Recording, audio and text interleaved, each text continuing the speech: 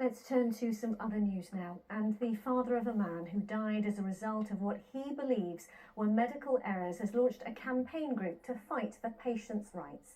Jay Patel from Finchley believes his son Balram died before his time and in pain because he wasn't able to get a second opinion. Lakshmi Gopal has the story.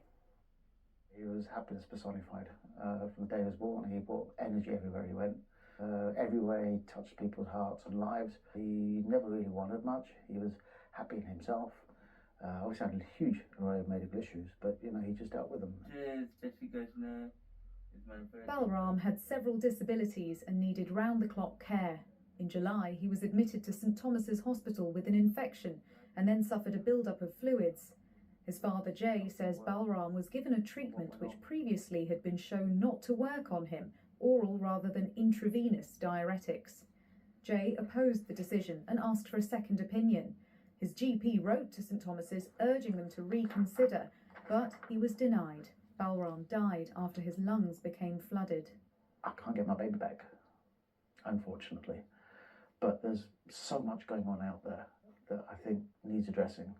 And I tell everybody, don't get me wrong, I love our NHS, but the way it's functioning, the way it's operating, it can't, and it's failing, and it should never been set up that way.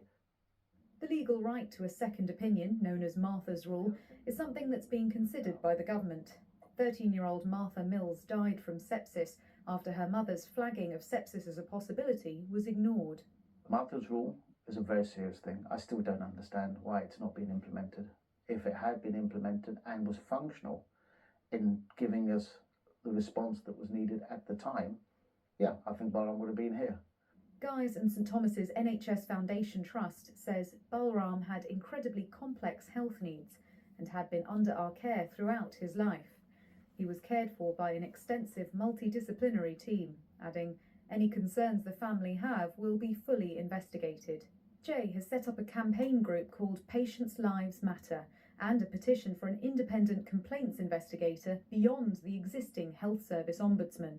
I've sort of agreed I can't bring Balram back, but what I can do is try to help others, that they don't go through what we're going through, don't go through what he went through. From a father's grief, a mission to improve the system for patients and their families in the future. Lakshmi Gopal, BBC London.